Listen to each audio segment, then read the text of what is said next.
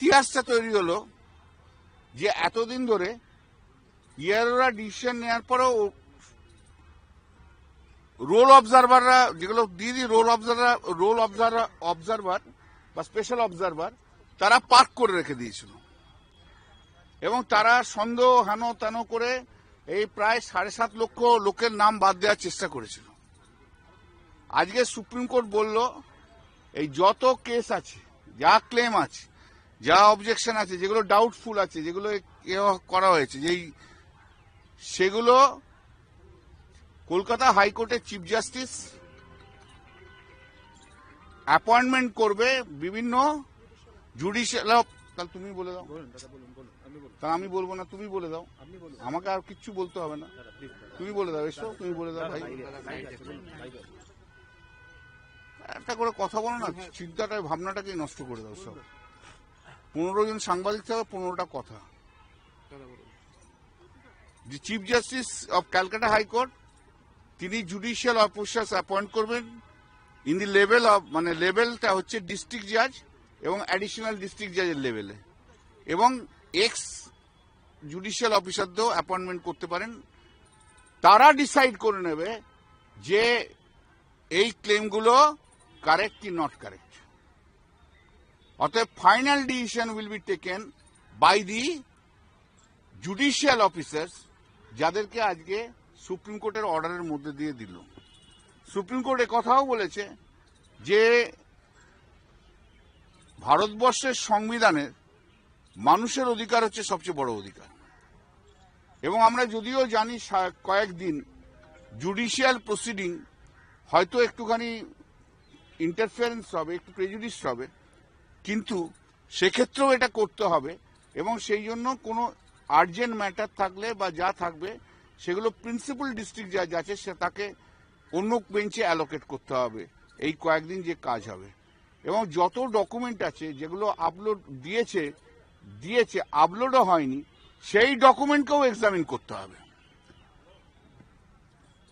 আর ডিজিকে বলেছে যে law and order যা আছে সেই ল অ্যান্ড অর্ডার যাতে মেনটেন হয়, সেই ল অ্যান্ড অর্ডার দেখতে। প্রতিটি এসপিকে বলেছে এই যে এক্সারসাইজটা যখন হবে তখন এসপি তার পুলিশ ফোর্স নিয়ে যা যা হেল্প করার করতে হবে। স্টেট গভর্নমেন্টকে সমস্ত ইনফ্রাস্ট্রাকচার দিতে হবে, যেখানে যেখানে ইনফ্রাস্ট্রাকচার দিতে হবে, যেখানে যেখানে এক্সগুলো হবে সেখানে সেই এক্সারসাইজ। তাই আমি বলেছিলাম, শুরু করেছিলাম, এটা একটা ঐতিহাসিক ঘটনা আজকে সুপ্রিম কোর্টে ঘটলো, যেটা কখনো কেউ কোনোদিন ভাবিনি। আমি তো ভাবিনি, আমি এটা ভাবিনি, মানে আমি সত্যি কথা বলছি, আমি এটা ভাবিনি। এই কথা সুপ্রিম কোর্ট থেকে আসাতে আমরা এটাকে অ্যাকসেপ্ট করেছি এবং ইলেকশন কমিশনও অ্যাকসেপ্ট করেছে। অতএব এই যে কেসগুলো ইয়ারোরা করেছে, যাতে ডাউট হয়েছে, যাতে ডাউট রেখেছে, স্পেশাল রোল অবজারভাররা রেখে দিয়েছে, সেই স্পেশাল রোল অবজারভারদের ডিসিশন ইজ নট নাথিং। তারা কোনো ডিসাইডই করতে পারবে না, কিচ্ছু করতে পারবে না। যার ডিসিশন নেওয়ার ফাইনাল ডিসিশন জুডিশিয়াল অফিসাররা নেবে, সেটা যার পক্ষেই যাবে বা যার পক্ষে যাবে না সেটা that's a different thing. Mainly যেটা হলো, আমাদের পক্ষে যেটা বড় কথা হলো, এই যে স্পেশাল রোল অবজারভাররা বিভিন্ন রাজ্য থেকে এসেছিল, তারা বাংলা ভাষা বোঝে না, বাংলার নাম বোঝে না। আজকে যারা লোকাল যারা থাকবে তারা বাংলা ভাষাটা জানবে, জুডিশিয়াল অফিসাররা তারা বলতে পারবে ব্যানার্জি না বন্দ্যোপাধ্যায় না বনার্জি, তিনটে মিলে কোনটা সত্যি কোনটা ঠিক আছে। অতএব যা পেয়েছি ভাবা যায় না, আমরা ভাবিনি কখনো দিন, আমি এটা ভাবতেই পারিনি আজ সকালবেলায় যে এরকম একটা অর্ডার পাবো। অত্যন্ত খুশি, ভীষণ ভালো, দারুণ হলো। সারা পশ্চিমবাংলায় সমস্ত আমাদের কর্মীরা জেগে উঠবে, একদম চাঙ্গা হয়ে যাবে, একদম দেখুন না কেমন চাঙ্গা হয়।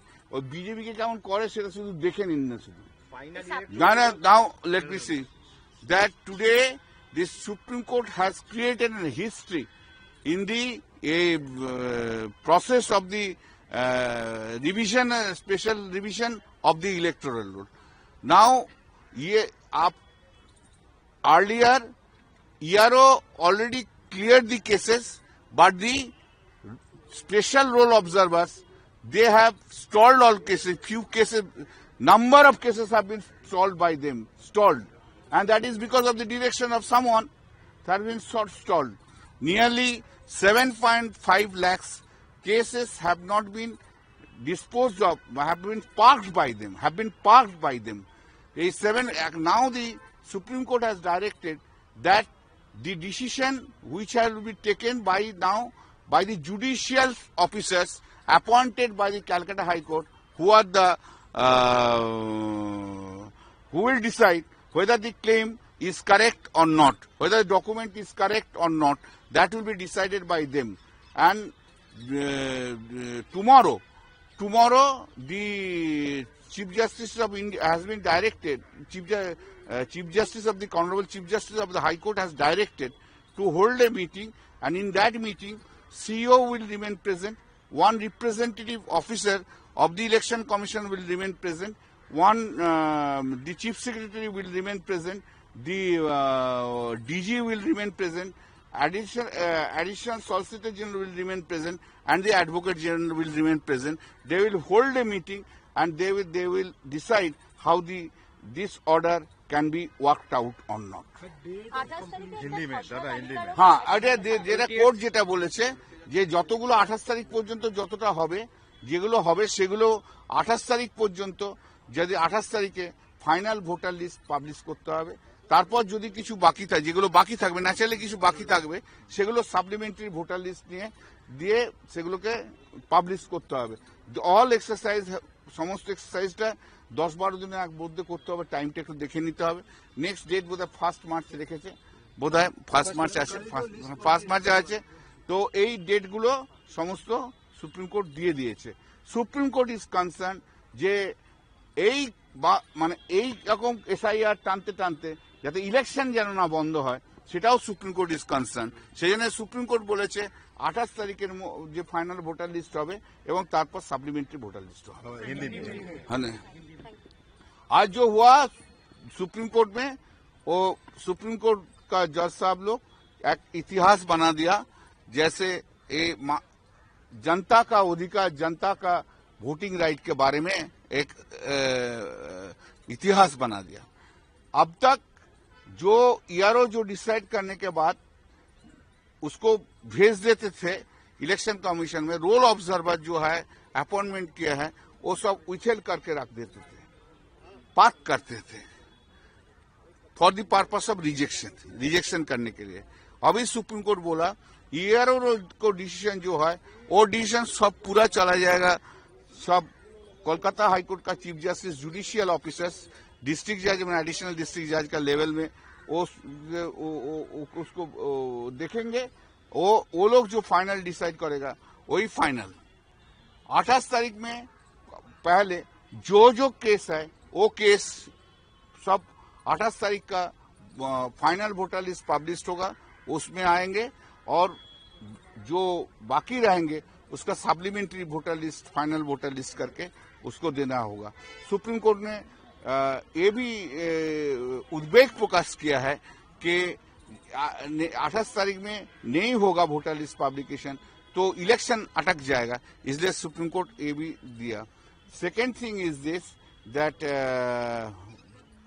Chief justice of the Calcutta high court उन्होंने कल मीटिंग बुलाएंगे, उनका टाइम का सुविधा अनुযায়ী टाइम लेके उनका टाइम करके उस मीटिंग में सीईओ रहेंगे और एक तो ऑफिसर रहेंगे इलेक्शन कमीशन का, और चीफ सेक्रेटरी रहेंगे, डीजी रहेंगे, एडवोकेट जनरल रहेंगे और एडिशनल सॉलिसिटर जनरल रहेंगे।